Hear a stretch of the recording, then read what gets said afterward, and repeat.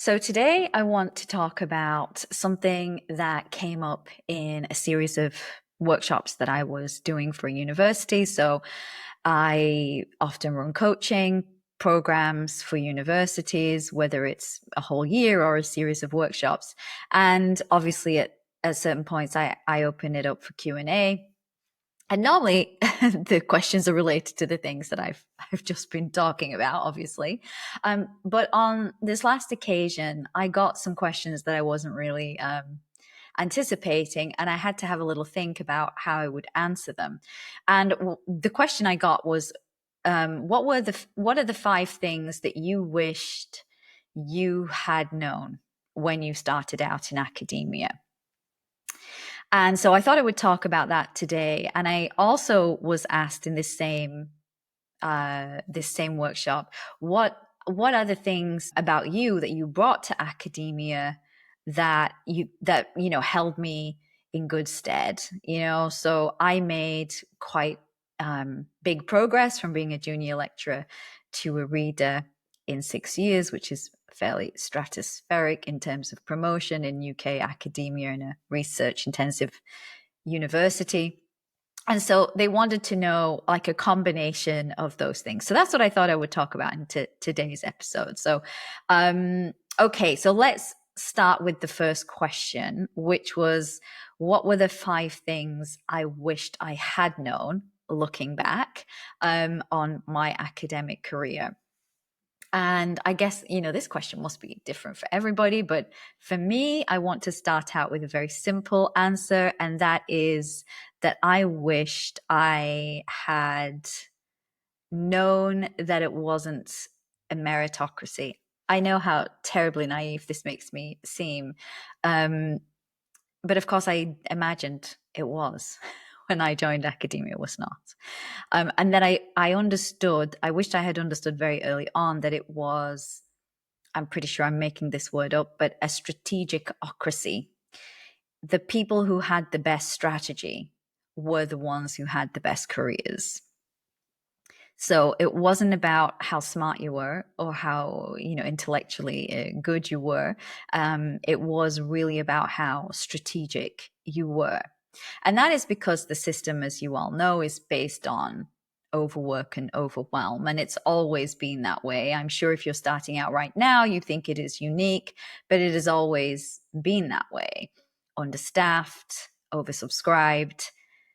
There's a constant feeling of not enough time to do the work that you have to do. And so within that context, of course, being good at everything is actually not what you're striving for. What you have to strive for is being strategic in the things that you do and the effort that you put into those things, so that you're putting the maximum effort into the places where you get the maximum reward, and not the maximum effort into every single thing that is asked of you. That is something I did not understand when I entered academia. I had been in very different workplaces where the rules were clearer and more predictable. So that is the first thing I wished I had known. I wished I had known it was a strategicocracy, not a meritocracy. The second thing that I wished I had known was the importance of working where you are, not the kind of place you wished it were, but the kind of place that it is. And that there is not a lot of point in putting all your energy into working in a way that suits the place you wished you worked in, rather than the place that you actually worked in. And of course, to know that, you have to actually understand how your institution works and the kind of place that it is, rather than this idealized notion that you might have about academia. So that's the second thing I wished I had known. The third thing I wished I had known is that work allocation is not about equity. When I began, was under the delusional belief that workload was doled out equally. Though, I mean, even as I say that, I can't say it with a straight face. So that work was doled out equally. And that, in fact, the person who was my putative boss, the head of school, actually cared about that and also knew it. Like they actually had a grasp of what I was doing.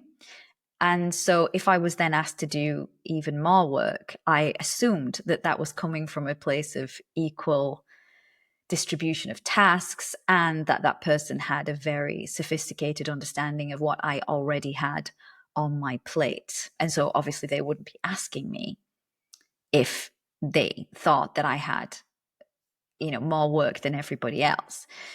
That was obviously wrong. And I didn't learn that for quite some time.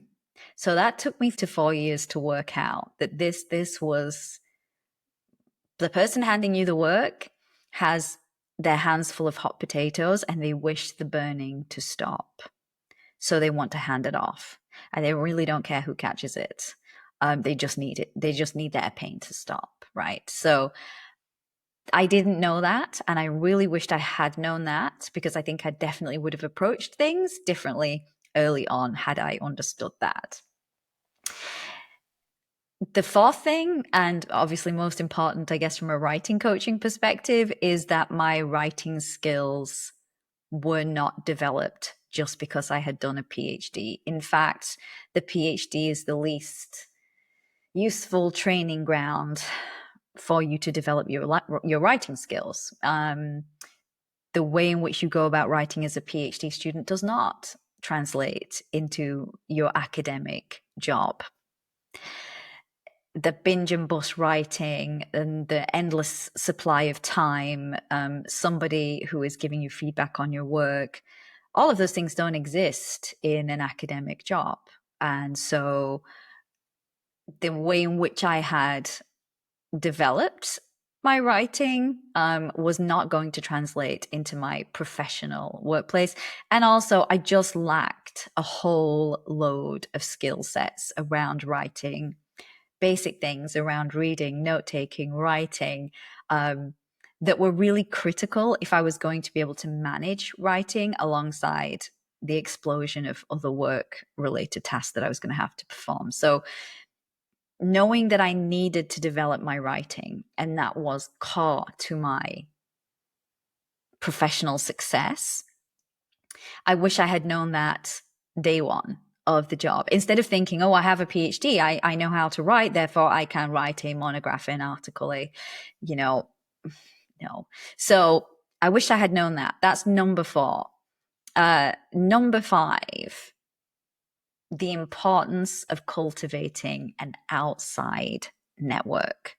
Outside your department, this is. So an intellectual network of people who share your particular intellectual passions and who are going to be a safe space in which you can share work, share ideas, collaborate, get people to read your early drafts without judgment. Absolutely critical for your career in so many ways. And I definitely knew nothing about that when I was a junior academic.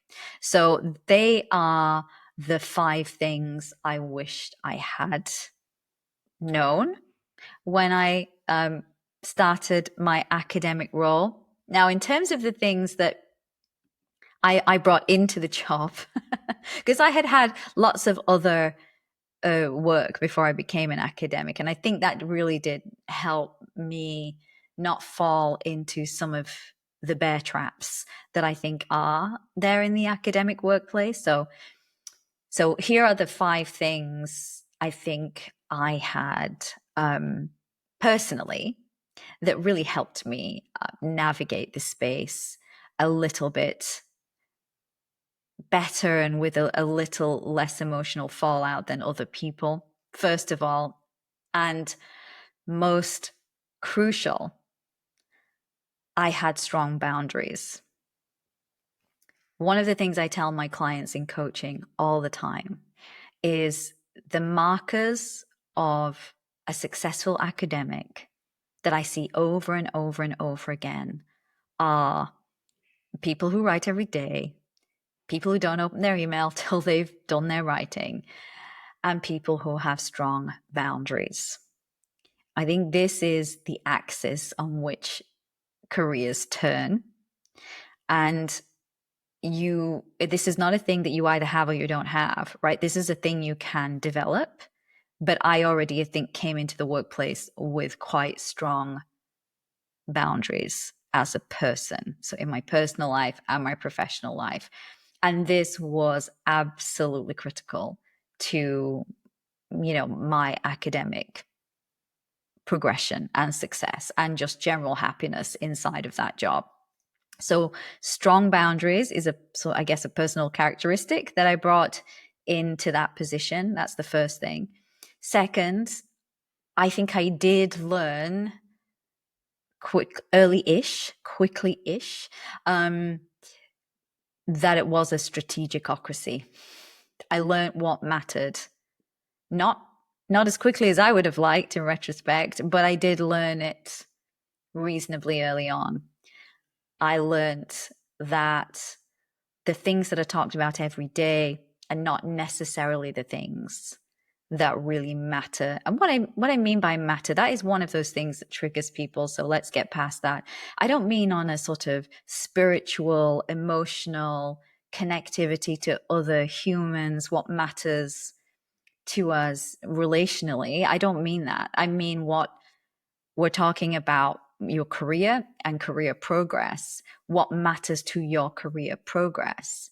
That's what I mean by that, not what matters existentially, but what matters in terms of when we're thinking of our careers, and understanding that it is not the thing that is said every day. It is not the thing that is in your inbox every day. It's not the thing that people are asking for or are telling you is urgent every day. In fact, generally speaking, none of those things matter at all.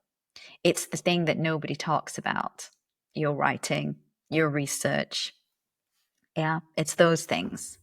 And how do you know that they're the things that matter? I want you to think about the last time you sat on a hiring committee and what were the criteria that people looked for in that prospective applicant. What was it that distinguished one person from the 300 equally qualified people that applied for that job? 100% it was their publications. When you have your annual appraisal, your PDR, or whatever you call it at your institution, what are the things that you're asked about? It's your publications. When you go for promotion, there are many things on the list that you have to tick off. But the thing that determines whether you get it or you don't get it is the publications. So there's no getting around that central truth. That's what I mean about working out what matters early. I think the third thing that I personally was particularly good at is managing my time. And that is such an open box of what the hell do I mean by that? And I'll talk about various types of time management and what I mean by that in later episodes. But I just want to get that out now. I think being strategic with my time, knowing what's important, and then being efficient at the way in which I execute tasks are all part of, being good at time management, so being organized, being efficient. I think I came in with that skill set, having developed it in other places. The next thing I think I had that was incredibly important, and this is perhaps a little controversial, is understanding academia as a job in a very Marxist sense of that term. So I'm exchanging my labor for money. That's all this is. Just, I could be working in Tesco's. I could be doing anything. It's a job. I go to my job. I do my labor. They pay me money. in exchange for that labor. Academia to me was a job. It wasn't an identity. It wasn't a religious calling. It wasn't any of those things. And because of that, I refer you back to point one, I was able to maintain strong boundaries around work and life and not blending the two. Also critical to not burning out in academia. So understanding that to me was just a job like any other job that I had had, I think was a massive benefit. Massive. And this goes really deep into how people see themselves and how people talk about themselves. And it's something I would encourage you to reflect on.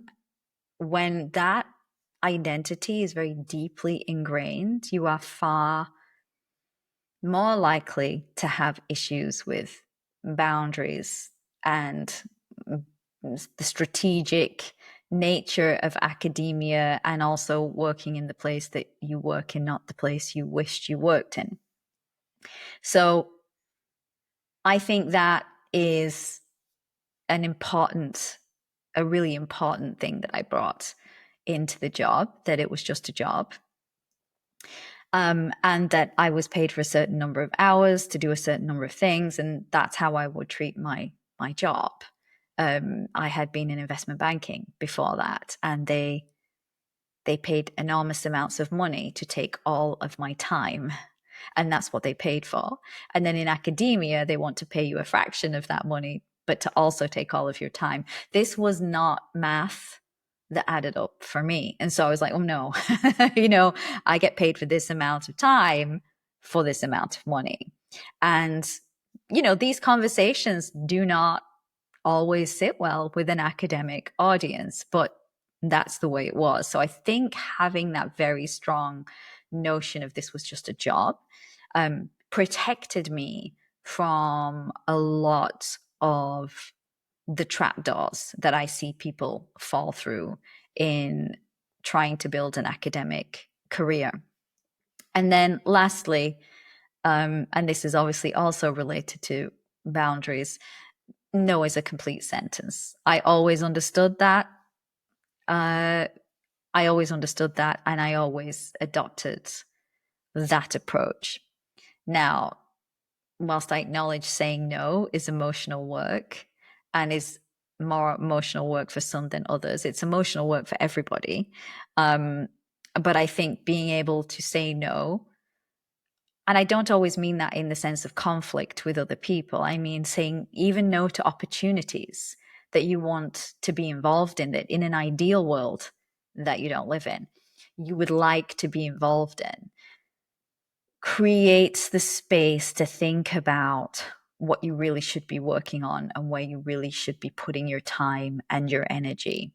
And so having that space, which the word no gives you, for that kind of reflection, I think is a really great advantage in academia. So that's my response to those questions, the things that I wish I had known and the things that I think I brought to the job, which were an obvious advantage to me looking back. I mean, I didn't know it at the time because I didn't understand other people obviously operated differently, but I didn't know it at the time, but I know it now. And I see these issues come up time and time again with my coaching clients. So I hope that has been useful for you in terms of reflecting on maybe what assumptions have you brought to the workplace about how things should be or could be. Where might you start perhaps to challenge those assumptions so that you can thrive inside an academic institution and build the kind of career that you want to build?